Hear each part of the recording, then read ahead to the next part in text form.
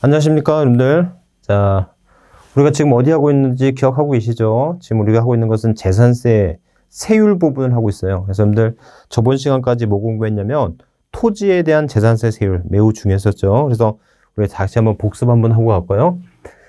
자, 여러분들 한번 문제 풀어보세요. 다시 한번 1분간 정지해 놓고 답을 한번 골라보세요. 여러분들. 자, 시작합니다. 먼저 문제 풀어보고 제가 이제 시작합니다. 자, 1번. 이 중 틀린 것이에요. 자, 여러분들 지상정착물이 없는 나대지라고 있었죠. 근데 이런 나대지는요, 원칙은 종합합산이죠. 이런 나대지는 원칙적 종합산과세 맞습니다. 죠? 맞아요. 근데 여러분들 다시 한번 기억해 보실래요? 자, 예외적으로 책 62페이지예요. 교재 62페이지 보시면 예외적으로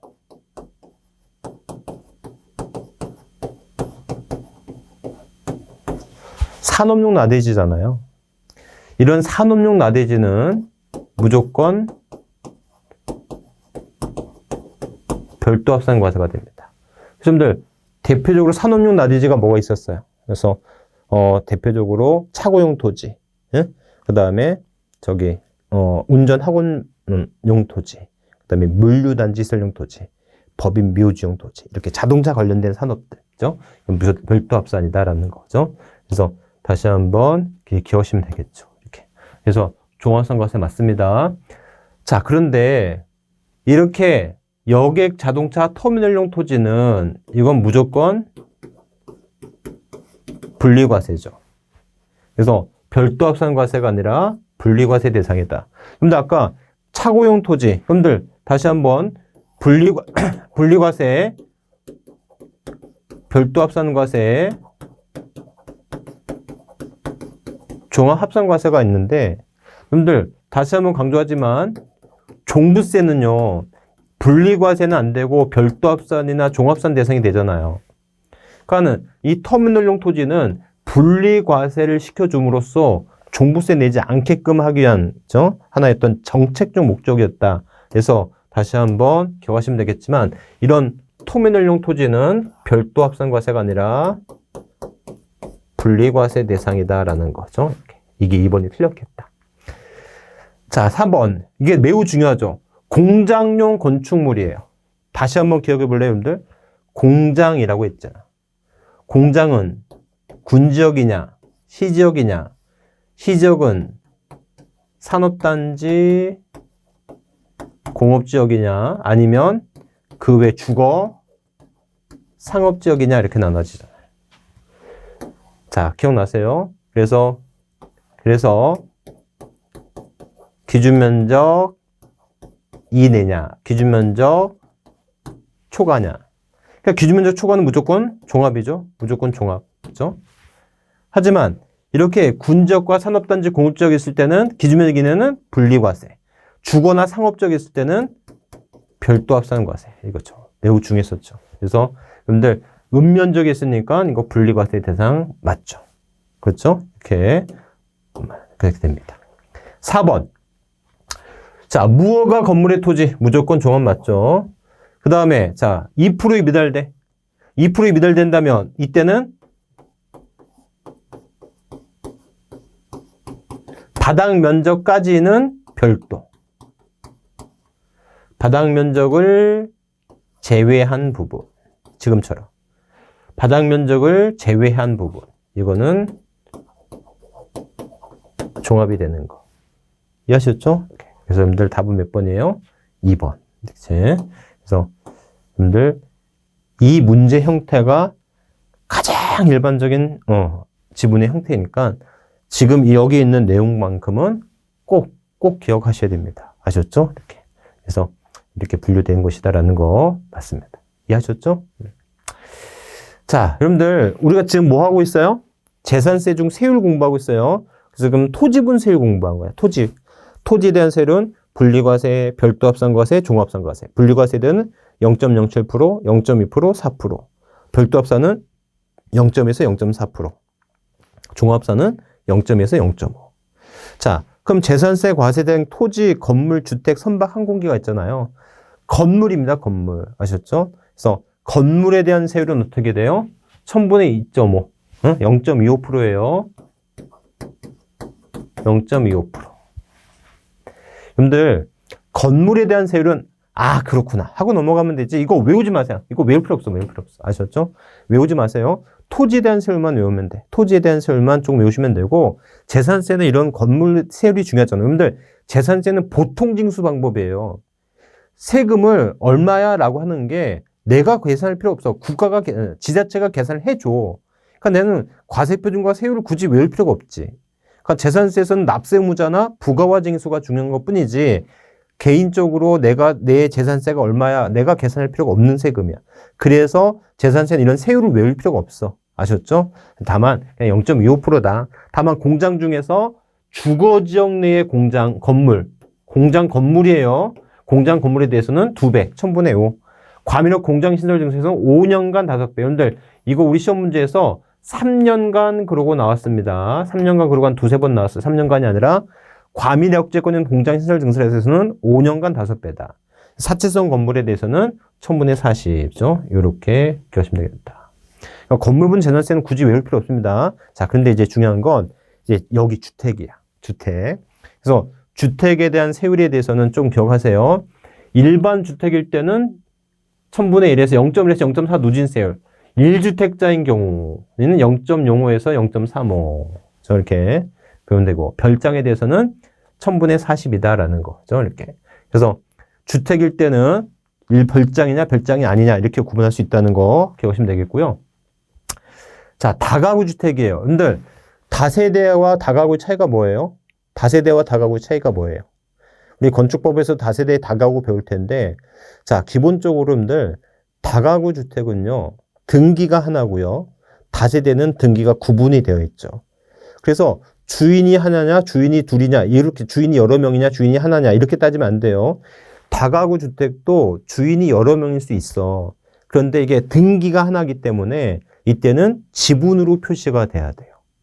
이에 비해서 다세대는 각각 구분해서 등기가 가능한 거죠. 맞죠? 자, 그런데 이런 다가구 주택에 대해서는 어디에서? 건축법에서는 단독으로 보죠. 하지만 우리 지방세, 취득세나 재산세에서는 이거를 이제 공동주택으로 보도록 돼 있어요. 여러분들 만약에 다가구 이렇게 주택이 있어요. 다가구 주택이 있는데 이를 다가구 주택을 각각 주택으로 보느냐 아니면 하나의 주택으로 보느냐, 이게 문제인 거예요. 어느 게 맞아요?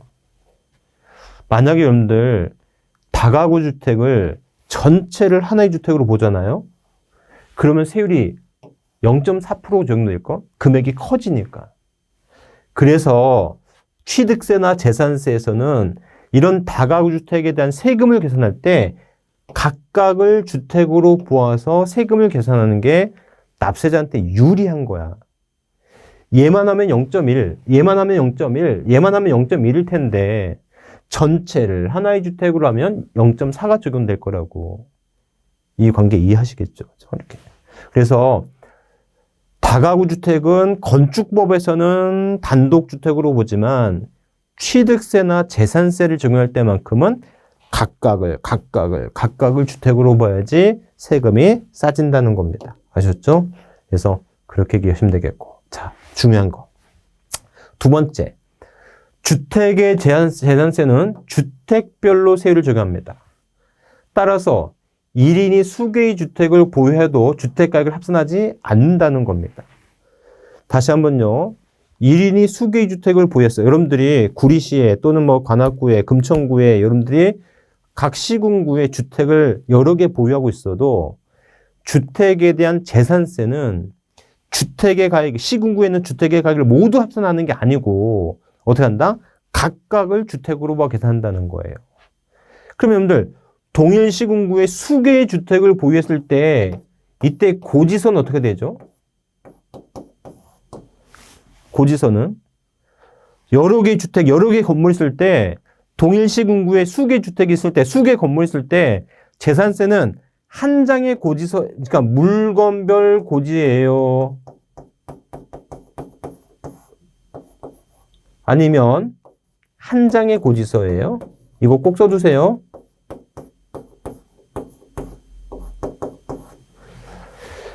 그러니까 여러분들이 동일한 시군구에 여러 개의 주택이 있을 때 그래 재산세를 각각 계산해야 되는 건 알겠다고요.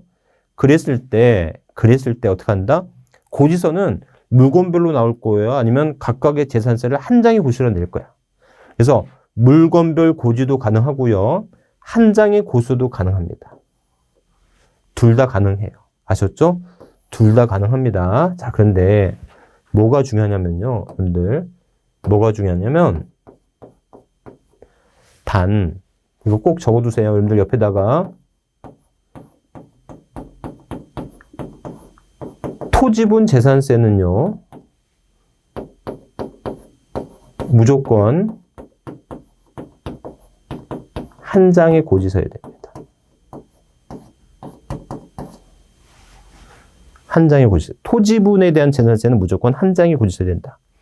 이거 옆에다가 꼭 적어두시고 별표해 주세요. 아셨죠? 이렇게.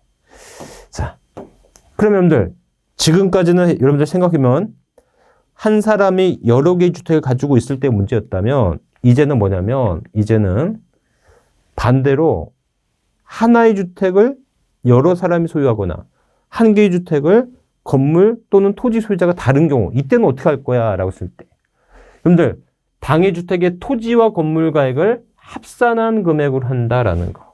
그렇죠? 합산한 금액으로. 그러니까 주택은 토지와 건물을 구분하지 않죠. 주택은 토지와 건물을 하나의 것으로 본다라는 겁니다. 아셨죠? 그래서 기억하시면 되겠다. 다시 한번 생각해 보세요.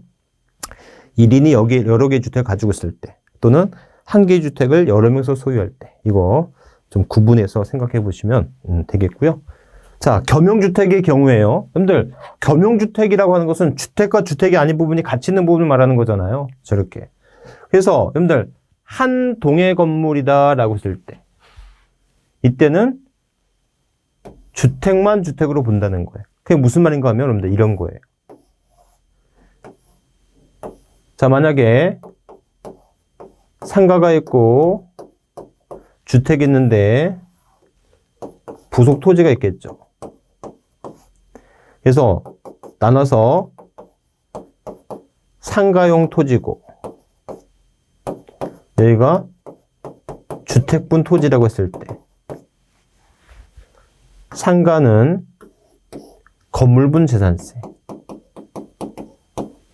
얘는 토지분 재산세. 하지만 주택에 대해서는 건물과 토지를 합산해서 얘는 주택분 재산세를 내야 된다. 주택만 주택으로 본다는 거예요. 주택이 아닌 부분은 건물분 재산세 따로, 토지분 재산세 따로 내야 된다는 거죠. 아셨죠? 한 동일해. 이에 비해서 한 구야. 1구의 건물이래요. 1구의 건물. 그래서 1구의 건물이 주거와 주거 외행도에 겸용되는 경우에는 주거용으로 건축된 면적이 전체 면적이 100분의 50이 살 때는 전부를 주택으로 본다는 거예요. 자, 그러면 1구가 뭐냐? 한 동의 개념은 이해하겠는데 1구의 개념이 뭐냐고. 1구 그러면 여러분들 우리가 생각하기로 문방구 생각하시면 돼요. 우리 국민학교 때 문방구, 우리 학교, 저는 이제 국민학교 세대이지 않습니까? 국민학교일 때 문방구 주거 형태가 어땠어요? 안쪽에는 내실, 바깥쪽에는 점포였잖아요. 이게 1구야.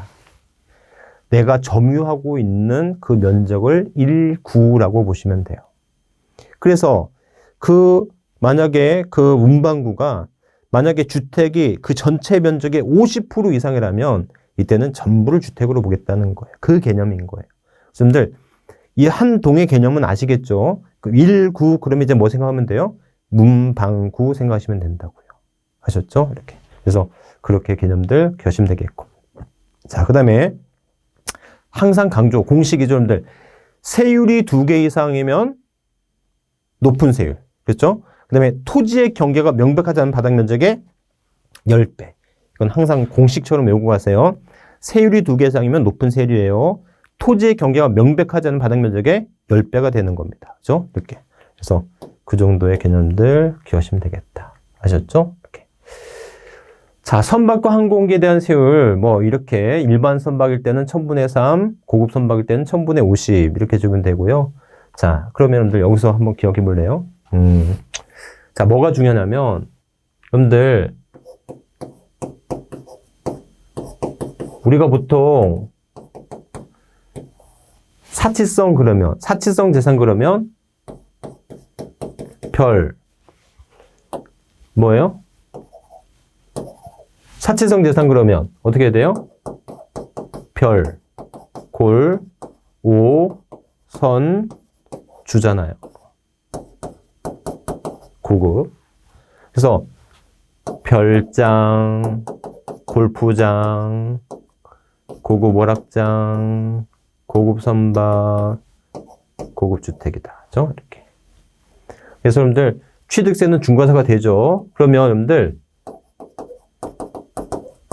재산세에서는요 4%예요. 골프장 4%. 고급 선박은 5%네요. 근데 여러분들 이게 중요해. 고급 주택은요 사치성 재산으로 보지 않습니다. 고급 주택은 사치성 재산으로 보지 않는다. 아까 주택은 일반 주택과 별장으로 나눠줬었잖아요.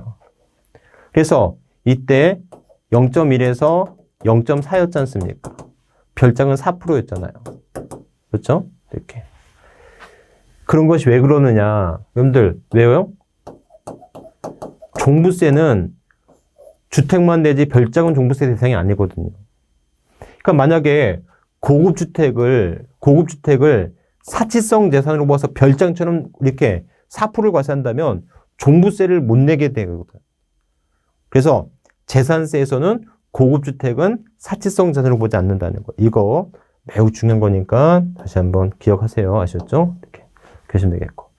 자, 그 다음에 선박 항공기는 3%다. 건물은 0.25%인데 선박 항공기는 0.3%다. 이렇게 하시면 되겠고. 자, 이렇게 50% 범위 내에서 가감 조정할 수 있죠. 50% 범위 내에서 가감할 수 있는데 이런 세율을 우리는 탄력세율이라 하고요. 탄력세율이라 하고 50% 범위 내에서 가감할 수 있었던 기억나시죠? 그 다음에 당해년도에 하나에 적용합니다. 여러분들 이게 옛날에 개정 전에는 5년간이었거든요. 5년간이 아니라 당해년도에 해당한다. 그죠? 당해년도에만 적용한다. 이거 우리 시험에 자주 나왔으니까 기억하시면 되겠습니다. 아셨죠? 이렇게. 자, 그 다음에 본다. 동일한 재산의 세율이 둘이 할 때는 그 중에서 높은 세율을 합니다. 항상 제가 공식이라고 강조했었죠? 공식이라고 가정했던 거 다시 한번 기억하시면 되겠죠? 아셨죠? 세율이 두 개 할 때는 높은 세율. 토지의 경계가 불분명할 때는 바닥 면적의 10배죠. 이렇게. 그래서 다시 한번 보시면 되겠습니다. 자, 그래서 여러분들 지금 이 시간에는 세율에 대한 공부를 했어요. 그러니까 토지에 대한 세율은 전 시간에까지 공부했었고 지금 이제 건물, 주택, 선박, 항공기. 그래서 그 중에서 주택에 대한 세율 요거 매우 중요한 거 기억하세요. 주택일 때 주택은 토지와 건물 가액을 합산한 것을 과표로 합니다. 그랬을 때 만약에 여러 개의 주택을 한 사람이서 1인이 수개 주택을 보유하고 있을 때 어떻게 과세할 거야? 그죠? 주택별로 세금을 계산해야 된다는 거. 그때 고지서는 한 장으로 할 수도 있고 물건별로 할 수도 있지만 토지분에 대한 재산세는 무조건 한 장의 고지서로 나와야 된다. 그거 기억하시면 되겠습니다. 자, 그러면 마지막 정리 한번 해볼게요. 여러분들 과표 곱하기 세율하면 이거를 산출세액이라 합니다. 그러면 과세 표준이 올라가면 세금이 올라가는데 그게 똑같아. 이런 세율을 우리는 비례세율이라고 하죠. 그래서 과세 표준이 올라가는데 세금이 올라가네요. 세금이 더 누진 쪽으로 늘어나. 이런 세율을 우리는 누진세율이라고 한다라는 거예요. 아셨죠? 이렇게. 그래서 이렇게 된다. 그러니까 비례 세율과 누진세율이다라는 거 다시 한번 기억하시면 되겠고, 자, 그랬을 때, 자, 어떻게 돼요? 첫 번째. 자, 취득세 같은 경우에 보면 무조건 비례 세율입니다. 누진세율 없어요. 유상일 땐 4%, 농지일 땐 3%, 상속 2.8, 농지일 땐 2.3, 증여일 땐 3.5, 비영리 2.8, 원시취득 2.8. 이걸 차등 비례 세율이라 하죠.